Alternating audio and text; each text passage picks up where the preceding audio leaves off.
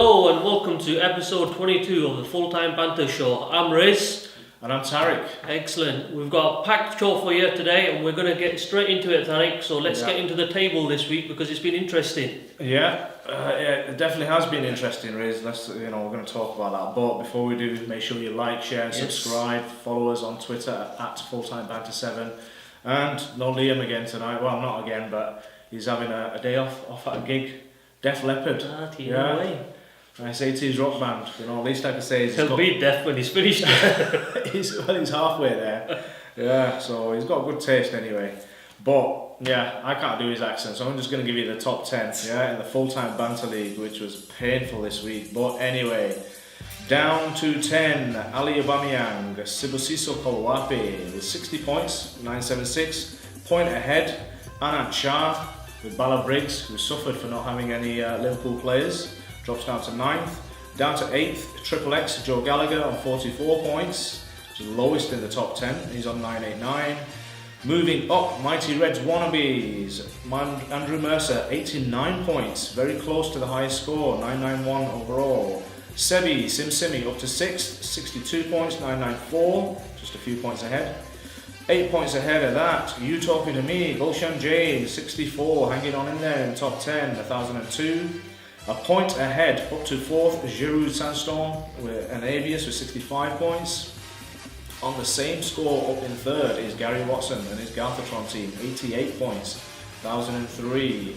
And then 20 points ahead of that, making a bit of a gap, is Billy Mottram with Go City FC, 85 points. But still out in the lead by about 49 points or so. Gunning San, Santosh Kanake, 79 points. Doing very, very well. Striding away into the distance there. Yeah. So, should we address it now? Let's address the elephant in the room. Yes. Oh man, that was painful. Saturday was What happened, Tariq? What happened? Well, it's been 2 game weeks since I've got rid of Salah. And this game week, he decides to have a bit of a fluke performance against Bournemouth. Maybe it was Bournemouth, maybe it was Salah. He did look good. We all looked good yesterday in the Champions League game against Napoli, so maybe we're back in form. But Salah just absolutely turned it on and got his hat-trick. Salah tossed that salad right out the ball there, mate. Oh, seriously, Riz, I was sick. I was feeling sick during that game. No surprise, We were I did tell you he's going to come good. Yeah, but what's going to happen now? Because we're going to look at the big hitters, the 5 premium players. Yes. And which of those to have. And Salah, Liverpool have got some tough fixtures. He's chucked his hat in the ring there, but like you said, tough fixtures, and it is an interesting topic that we're going to have. So obviously, get involved. Like Tariq said earlier, like, share, and subscribe. And at Full-Time Banter 7, leave us your tweets. Yeah. And if you don't want to do that, put a comment at the bottom of the YouTube page because it's all about you guys. So let's see what ideas we've got. But without further ado, let's address another elephant in the room. It seems to be becoming a bit of a norm here. We seem to be getting dual lowest point scorers over the last few weeks. Joint point. So we've got 2. So I'll do the first one. Diva. Bit of a diva. Definitely not an eager beaver there. Abisola Shokro. Currently in 99th place with 732 points overall. But the big number of the weekend was 26 points. And it's way less than half of the average score, which is 55 points. I can't knock it, Riz. I can't knock it because I'm not far off.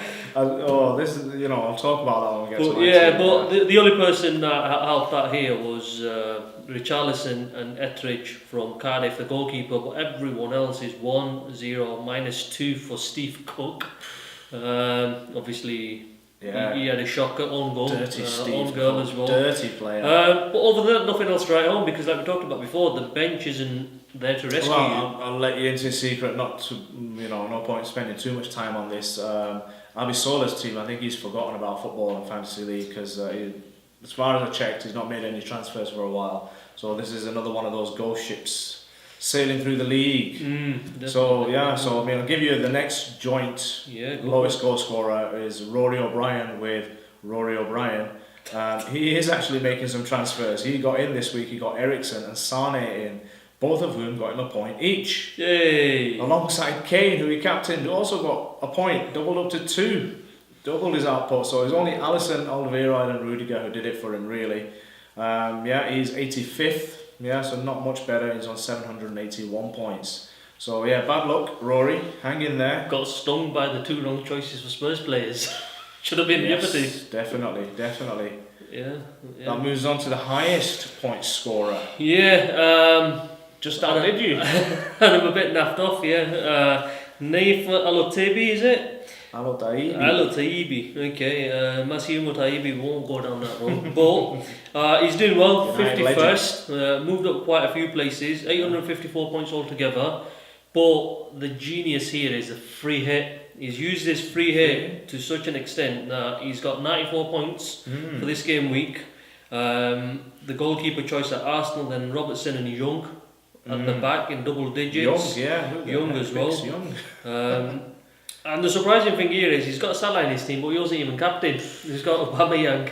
So imagine if he did have Salah as captain, it would have been like in the hundreds, 110 or something like that. Would have broke the century. Definitely. But very well done, because that was a shrewd move. My only question to you, my friend, is free hit. Where do you go from here next week? Yeah, I was going to say, is it genius or is it not? Yeah, I mean, we'll have to check his team, see what it's like next week. Definitely interesting. Might be dog awful, because he's not doing too bad. He's 51st. Not too bad, 51st. It's ahead of Liam. Yeah, so anybody's ahead of Liam at the minute. Oh well, speaking of which, let's go through his team then. Wingardium Leviosa did pretty well, 64 points above the average. And again, Alisson, Doherty, Robertson doing it for him. He had Salah as well and did it, captain Salah. Hey. And on the morning, he was texting me and debating what should I do, Aubameyang, Salah, and I was debating Sterling or Aubameyang. Yeah. So neither really came through. He should have gone with Salah, but it did him all right. He's on 846 points even. Moved up to 55th, which means 173,000 rank upgrade to 1.38 million. So move in the right direction. Definitely. Yeah, keep it going, Liam. Green arrows. Riz smashed it. Smashed it. I had Salah, I kept faith with him. But having said that, I've also not been trying, and you're probably right to an extent, it was a fluke because I just left him as captain anyway. To be honest, the rest of your team did well. Yeah, well this weekend I didn't really have a look at the team because I kept my transfers, I didn't transfer anyone in. Anderson, where he is. Yeah. Anderson, he done really well, he scored. Bugger. Hazard got an assist, Richarlison scored. Sod. The only one that let me down was the 2 defenders, Laporte and Keane. Yeah. At Everton. But having said that, the 2 strikers up front, Mitrovic and Jimenez, a point apiece. We could talk about that, yeah. We'll come back to that later. But 93 points, I'm happy with that because I've gone up to 17th. Leapfrogged you, Tariq. I don't know how. Ahead of me. Leapfrogged you, out of nowhere. Even if it is by a point or 2. 2 points. Yeah, 950 points overall. And up 207k to 143 Massive. overall, so probably the best. Very well done, Riz. You know, I wouldn't want to say reward for all your hard work, but you just bloody leaves it. Yeah. I genuinely do as well. Or get the cleaners to sort it out for me. I mean, Laporte, he's done nothing since we've had him in. No. He's going. He's on his way out. That brings me to mine. Yes, Tariq, yours. 42 points. Absolutely awful. No Salah. Shaqiri didn't really do anything for me. He came close. He had a good game, but did nothing. So as you can see, Doherty, Robertson, Alonso. Am I the only person who played Alonso? No, you did as well. A lot of people benching Alonso. Why? Went for Sterling in the end as captain. Rubbish. Yeah, absolute load of nonsense. My midfield, rubbish. Strikers, rubbish. Yeah, Arsenal, Aubameyang and Lacazette, we're going to talk about them, against Huddersfield. I mean, credit to Huddersfield, fair enough, they worked hard and they deserved maybe more than they got, but I'd have thought it was going to be a bit more of a convincing victory for Arsenal. Definitely, but I think to be honest with you, Huddersfield back against the Wolves, they seem to be just putting in a dogged performance. Yeah. So you're going to expect that team's probably sitting back slightly and making it more difficult. But Arsenal's attacking players, I mean, to have both of them, I probably think was a risky move for me anyway. Yeah, I mean, the only reason was because Lacazette came in for Arnautovic, who was injured. Yeah. And I was just going to go for, because I don't really see a viable third option. Yeah. I'm not convinced by budget strikers. So I was going to, I can't remember who I was looking at, but But when I went to do it, I actually found I had enough money in the bank to get Lacazette. So I thought, why not? They're against Huddersfield, might be a bit of a bonus here. But no, Lacazette has lived up to his billing. He is this year's, he's a bit like Maddison. Honestly, because again, I heard, I was listening to a pod before I watched the highlights.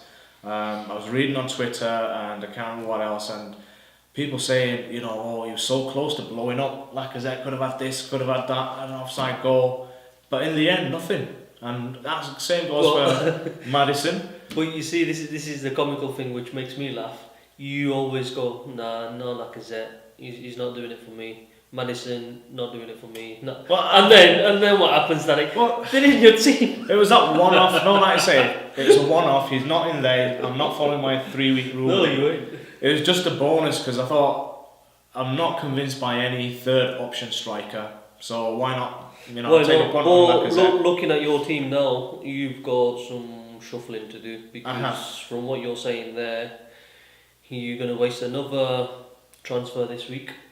Considering if you take out Lacazette, and then you're going to find someone else. We'll talk about that at the end if we get a chance, yeah. But it meant I just moved up slightly to 948 points, which actually meant I moved down in the league, out of the top 10, down to 18th, place below you, 2 points behind you, 63k down in the overall rank to 151.5 overall rank, which terrible.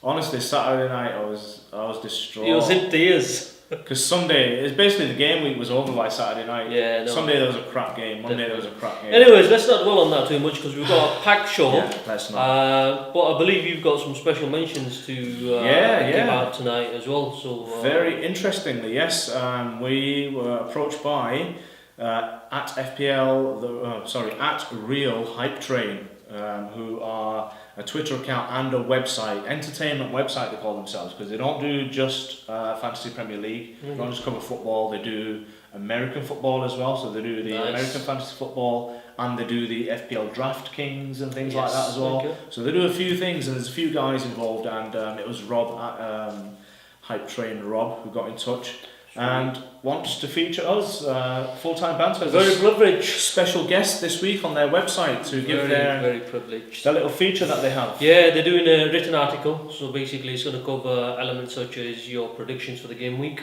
It's going to get your intake on your favourite players in certain positions, strikers, defenders for the week, teams to look out for, teams that you want to kind of stray away from, and then also just your pick of 15 players as a fantasy league. The good thing is, Tariq, you won't have to suffer because there's no budget. Yes, that's true. We still follow the same rules as 3 players per team. So make sure you follow at Real Hype Train. Yes. Have a look at their content on their website. We'll obviously hopefully be on there as well, get a mention and see how we do up against them guys, because there's 3 guys making their predictions. Same as us. Yeah. And we'll see how we do up against their predictions and how our scout team does against theirs. Whether we talk gibberish or sense. Yeah, so we'll maybe touch on that next week. But moving on to the main topic for today's show then is which 3 of the big hitters, the 5 premium players, Salah, Sterling, Hazard, Kane and Aubameyang. Yeah, I meant to. Yeah, it's fine. Yeah. Deviated a bit. 3 midfielders, 2 strikers, yeah. So, I mean, that's what we're looking at. And this, again, before I start on this, I've got to give a mention, because this came about. I ran into a Twitter from... a Dutch dude. Yes, well, he's actually Palestinian. Palestinian brother. So, living in Holland. Well, welcome to brother Karam Teysur. Who's a master's engineering student in Amsterdam. Yeah, so he's a brainy old fella because he had to. Well, let's take away the old bit. He's a brainy fella, brainy young fella, because he had to explain some of his formula. He literally had to draw me pictures. He had to draw me pictures to explain his workings out, but I got it eventually. Good lad. But basically, what you're looking at here, I've got the table up on the screen for you. Is we've got the 5 big hitters: Salah, Sterling, Hazard, Kane, and Aubameyang. We've got their price, their points so far this season, and their value. So basically what we're looking at here today is which players give you bang for your buck, which are the value players. Definitely. So on the table you can see I've tried to colour code it for you. Red is obviously danger, not good value, try to stay away from. And the greens we want to go for, yeah. The first 3, possibly disregard because it's over the whole season. What we want to do is have a look at a snapshot of the past 5 weeks, so their current form and value, and the forthcoming 5 weeks. The upcoming games, yeah, definitely. So I mean, Riz, have a look at that. What are your initial thoughts on that? What stands out to you about those 5? I think personally, if in a nutshell, in terms of points last 5 games, then it's a bit obvious with KANE and AUBAMEYANG, given the way they played. But then Salah's home this weekend. Yeah.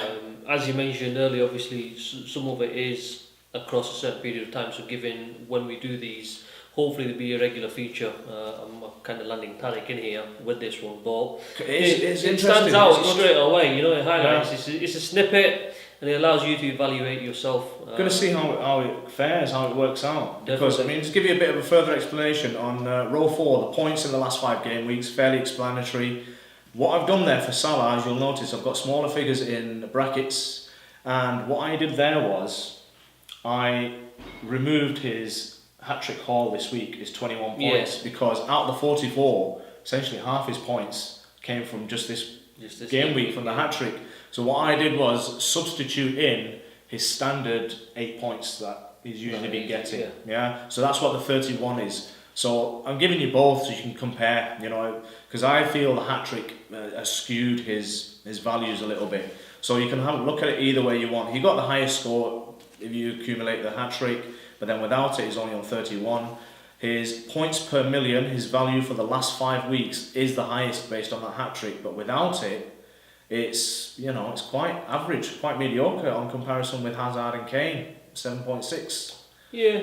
Yeah, and past fixtures versus fixture difficult rating teams of 4+. So basically, how many of the top 6 have they played so far? So that's what those numbers are.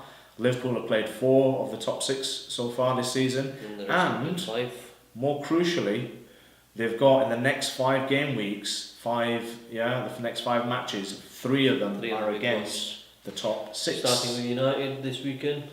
And the final figure, the points versus the FDR 4+, against the top 6, is how did they fare against those top 6 teams that they've played so far. And Salah has not done well at all against the top 6.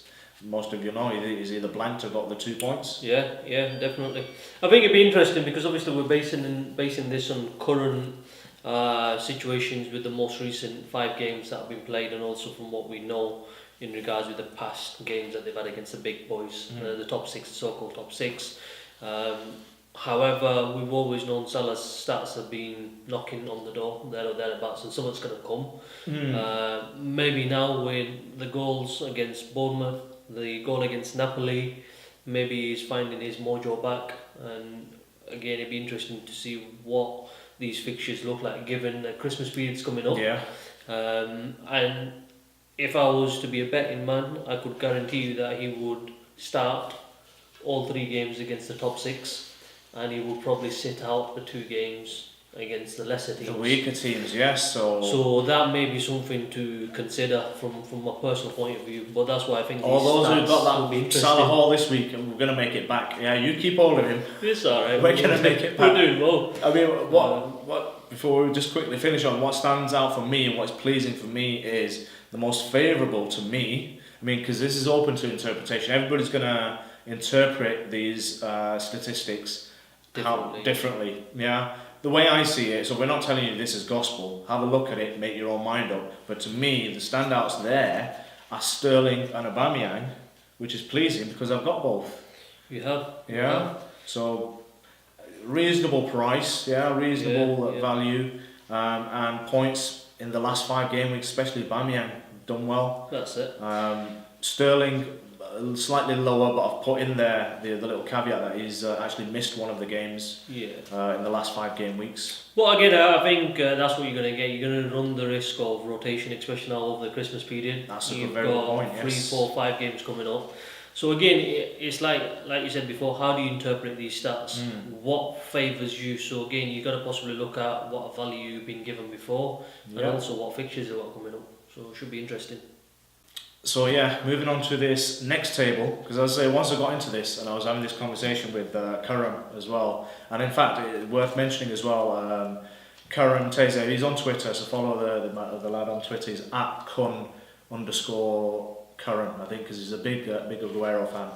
He's actually based his formula, on something that he read and conversed with Adam Hopcroft, who you know as well on Twitter. So it's Adam Hopcroft who's got the ball rolling on here. So if you don't follow him on Twitter, make sure you do. He always puts out useful information. I like Adam Hopcroft because he doesn't put any nonsense out. He doesn't have, doesn't make remarks and idle conversation.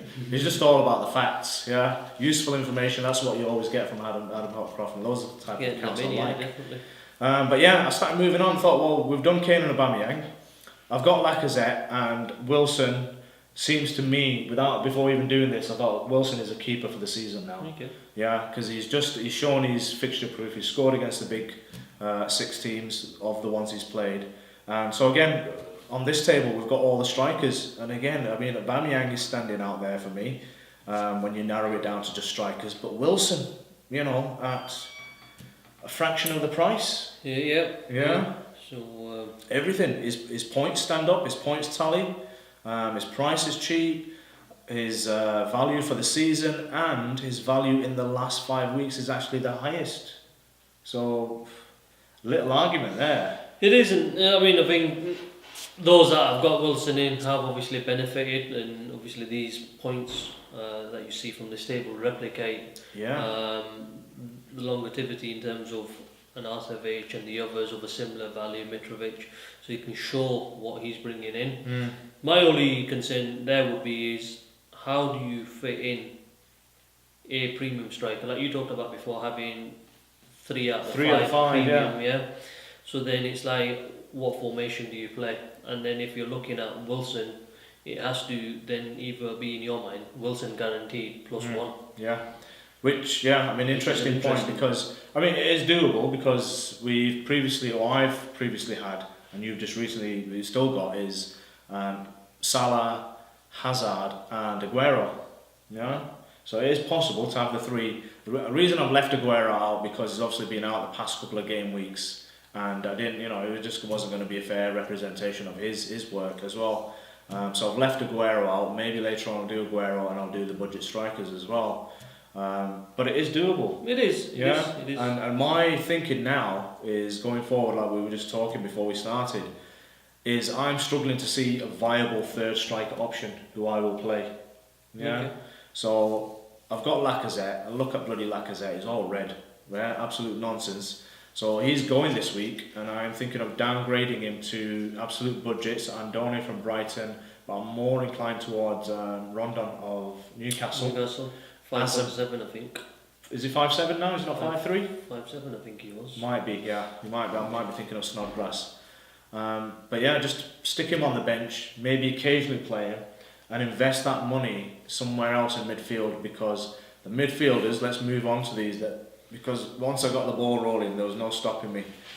Yeah, we'll put this up as 2 separate ones because I got carried away. I've started all the way with Mane, who's the next most expensive midfielder after Hazard. I think I've got that right. So you've got Mane, Sané, Eriksen, Ali, Son, Sigurdsson and Martial. Yeah, up to 7.4 before we mention any others. Yep. And in that price bracket there, are you seeing any value? Is anything standing out to you there? The 3 that stand out for me is Son, Martial and Sigurdsson. I mean, obviously he missed a penalty this game week coming up, or just gone, sorry. But he's been one of these players on the forefront of people's minds, like Sigurdsson and a couple of others. He has. And it's kind of interesting because they're consistent in the points column. I know Martial's dropped off a little bit, but straight away from there, you look at the points against the big boys. I mean, it might be a little bit fluctuated based on the minutes that they've played. But overall, even with missing games, he's still doing well. Yeah, I mean, Martial's a bit of an enigma there, because in the last 5 game weeks, he's completely fallen off the cliff. His form is off there. He's actually missed games. But against the top 6, he's head and shoulders ahead of anyone else. Yeah, 9.7 points per game against the top 6 that he's played. So, but I mean, for me, Son, I'm interested in. Massive, yeah. I'm seeing Son's big green, boxes there, and Spurs are not playing any of the top 6 in the next 5 game weeks. So Spurs definitely have to. Their first fixture starting off with Burnley. Burnley, the worst. Yes. That should be interesting because I forgot to put that information on actually because let me pull it up. I've got some of the information on the worst defences. Yeah, there's a few there. I think it was Brighton as well, Huddersfield, Burnley off the top of my head, and there was another one, Crystal Palace I think it was. So it's just interesting purely because they've got the Champions League. They've come off a big night last night, obviously drawing against Barcelona, and then they're playing Burnley. It'd be interesting to see how this pans out because everyone's always looking to see which players start and how many minutes they get under their belt. So it'd be very, very interesting because I know Son has been key of late with the performances that he's putting in. Obviously another goal, another assist. Fantastic goals. I mean the way he's playing. I was a big admirer of him last season, and I bought him in, and I remember people kind of jumping on the back of my bandwagon then, but it's something worth thinking. But my only concern there is obviously, is this the right period of time to bring certain players in the Christmas period, knowing that there's going to be the risk of rotation? Yeah. How many transfers do you make, when and how? And also, when you start tinkering a bit too much, you start going for the minus points, you start getting a bit true. So that is going to be interesting. I mean, from my point of view, I'm alright because I like I said, I bought this up last week. I still got my wild card. I mean, you've possibly got the option of a free hit, or you got possible of one extra with a -4. But I can see people actually trying to create problems for themselves by going down a specific route with trying to get certain players more in form. Well, on that one, on the Spurs one, and on Son in particular, is let me bring that up for you. He's going away to the Asia Cup in January again. He's been given dispensation again to miss the first 2 games of the new year. Of the Asian Cup, okay. The Asian Cup, So he won't be going right from the start. So the way I see that is Poch is probably going to use him as much as possible between now and then. Possibly. Because he's going to go away, and before he goes away, he's going to make the most. Yeah. And I actually feel Kane might get the rest. Possibly. Having said, are they still in the League Cup at the minute? I can't remember. Because that fixture's coming up on the 17th and 18th of December, if I'm not mistaken. Yeah. I know City playing Leicester. Right. That game week as well, so it's another kind of potential to look at to see how serious they are about. Yeah, I'll see if I can bring that up for you. But I mean, I've got some information on the defences. Yeah, the 5 worst defences are based on expected goals against. It's Fulham, Burnley, Brighton, Cardiff, and Southampton. Okay. Yeah, and Arsenal play 4 of the above in the next 5. Chelsea play 2, Spurs play 2. City 1 and United 1. So really, I mean, the Arsenal players should not be keeping an eye on them. Yeah, but I mean, Spurs have got. But having said that, I think you can double-edged sword there. You answered your own question earlier, where it's Huddersfield. Should they have done the job? Yeah. I mean, Huddersfield have been getting better and better. No, they the have. Past few weeks, they have, and obviously with the likes of Cardiff as well, getting better. Burnley coming off a win against Brighton. Brighton were awful. Away from home, Brighton. Yeah, but again, these are the things I look at, factors in terms of player confidence, team confidence, building morale and stuff like that. So it's just engineering certain things. You never know. Let me give you the rundown then before we move on to the final table of midfielders. The schedule for the big 5, the heavy hitters that we've spoken about. Salah is playing United at home up next. And interestingly, Salah so far in the Premier League has not scored or assisted against United. Yeah, so good luck all those of you who've got Salah, and I bet you're not captaining him. Then we've got Wolves away, Newcastle at home, Arsenal at home, and City away. That'd be interesting. So I don't see much points. Even Wolves and Newcastle, I can't see a big scores there. they're gonna defend. Yeah. possibly do that, Sterling has Everton at home, Palace at home, Leicester away, Southampton away, and then Liverpool at home. Hazard and Chelsea have Brighton away, Leicester at home, Palace away, Watford away, Southampton at home. So more favourable. And Spurs and Kane have Burnley at home, Everton away, Bournemouth at home, Wolves at home, and Cardiff away. I mean, that's arguably the standout run of fixtures. Apart from obviously Everton in between. Possibly. I mean, obviously Bournemouth and Wolves won't be a rollover, but they've got interesting fixtures. I think out of the lot, they're interesting, and then AUBAMEYANG's fixtures there. Arsenal, Arsenal have Southampton away, Burnley at home, Brighton away, Liverpool away, and Fulham at home. So possibly next best, I'd say. Maybe on a par with City. On par, yeah. Let's have a look at this next group of midfielders then, Yes. because I've done the more expensive ones from Mane to Martial. This next lot are from ranging between Anderson at 7.3 down to Pereira of Watford at 6.2, and straight away, Anderson jumps off the page. Definitely. And Fraser and even Richarlison.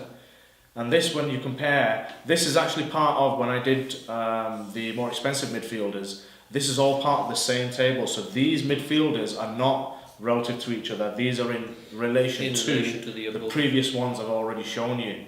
So in comparison to the more expensive big names, these guys are smashing it. They're doing it half the price as well. Some of them, And I didn't get a chance to chuck on the likes of Snodgrass. Snodgrass, yeah. Yeah. He's another one to look out for, definitely. So for me, this is the one to look at. We'll go discuss risks. Yeah, I mean, for me, I brought in Anderson a couple of weeks ago. You did, and you've benefited, haven't you? The first week I brought him in, I wasn't, getting anything from it, but I stuck with him. I normally do with most of my players. I give them a bit of a run. I was contemplating him about 2 or 3 weeks ago. The week that I missed, I sent across the list of players to look out for, and he was one of them. Yes, I remember that. Yes. And it's just interesting because he's one of those players that's got flair, he's got skill, he's got pace, he can shoot, he can assist. And West Ham seem to be benefiting from that, especially given the position that he plays. And with the way the team's set up, I think they're going to build a team around him. I'm personally thinking his points are going to be beneficial because you've got him on one side. Obviously, I know his teammate's not on here, but Snodgrass is another one. Yeah. And the whole, in terms of what prices they are, you could look at differences. And West Ham are not playing any of the top 6 in the next 5 game weeks. No, they're definitely not. Yeah. So it's value for money. That's what I'm looking at. Definitely. So to do that. Hopefully, what this has shown is that the place to look, is in the budget midfielders, this bracket between 6 and 7. And I think looking at this, my team needs a bit of a shake-up. Mid-range. We might as well talk about that now, what we're going to do, our plans for coming up, because initially, after Saturday, after an awful weekend, initial thought was, the strategy is don't knee-jerk, don't panic, so I was going to do nothing. That was the plan. That was the plan, yeah. I thought you were going to retire. Should do. I feel like doing it, honestly, yeah. But I think I need to make a couple of changes and capitalise on these next 5 game weeks to try and get back swing things back in your favour. So I mean, looking at my team and looking at these figures, these statistics that we've looked at, Shaqiri is not doing it for me. He's been in there 3 game weeks, possibly even 4 for me now, because we had the midweek one. He's got United coming up next, which I think he will start because he didn't yesterday against Napoli.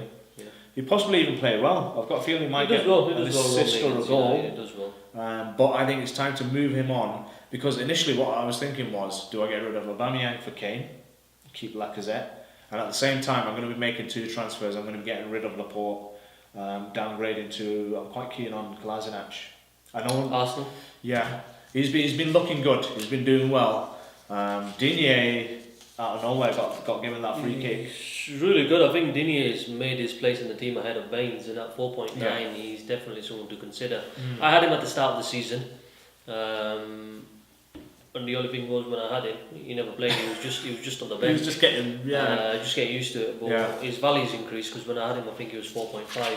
Yeah. It was kind Well, everybody brought him in after the Mendy injury, second Mendy injury, didn't they? Yeah. Definitely. So I think Laporte will be going for Kolasinac, and like I say, I was going to then either do Aubameyang to Kane, but I think now what I will be doing is, in fact, you know what? I've just changed my mind right now.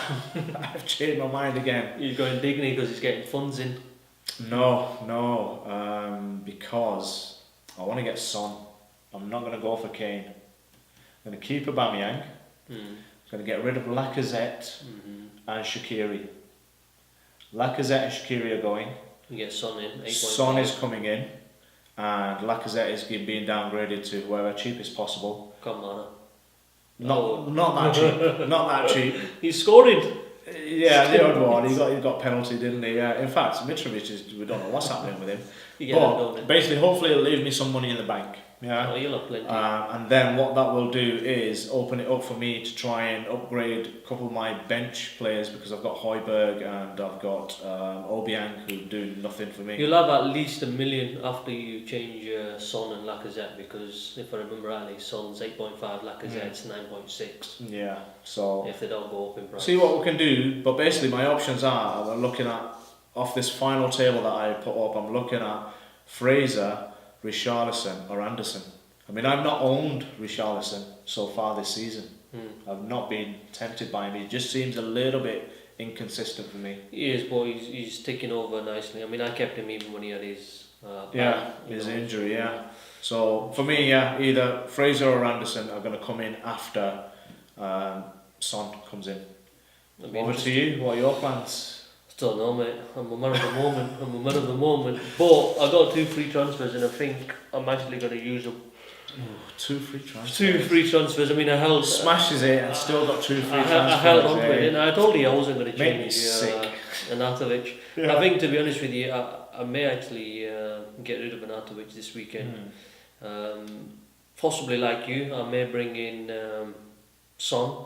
Or I might bring in Kane, depending on how my value works out, because I'm thinking of maybe I now need a premium striker. I know, he's done without a premium striker and caught me up. All season. Okay, Nick. But yeah, I think I might do that. I might go Son or Kane, and then a budget play there, definitely. Yeah. I mean, captaincy this coming weekend? If I bring in Son or Kane, it's going to be one of them against Burnley. One of them against Burnley. Okay. And if I go a little left field, then I may well actually stick with Salah. But against United? Yeah. Against your own team? Yeah. Jose's going to come and park 2 bloody buses. We are not getting past though. I don't mind. Either it's going to be a 0-0 or it's going to be a 1-0 to us, or a 1-0 to you even. You see, I don't mind that, because for me, fantasy league, like, I know even if I put him as captain and he does nothing like Sterling did for me, you know, I'd still come back the following week and probably stay where I am. He might play Martial, and Martial might do what he's been doing against the top 6. Well, I'm praying Lukaku plays. It'd be interesting. I mean, Lukaku's off it at the moment, but in terms of captaincy, I think do that. Yours? Yeah, I think it's going to have to be Son. I just don't trust Arsenal anymore. I mean, they've got Saints, but Saints are not rock bottom in terms of, you know, as I said, you know, it's getting tough. But I think we're going to leave it there. I think I'm going to go with Son as captain. Yeah, possibly Sterling. I'm not decided yet. I'm very undecided. So we'll leave it there. We'll put it out on Twitter. Hope you've enjoyed the show. Hope it's been useful. Make sure you like, share and subscribe. Thank you very much. Much appreciated. And Liam said hello, and he's going to keep Kane as captain, so if anyone's trying to chase him from 55th, there you are. He's made that spot his own. Insider information. But yes, thank you very much for tuning in. Hope you enjoyed it. See you next time.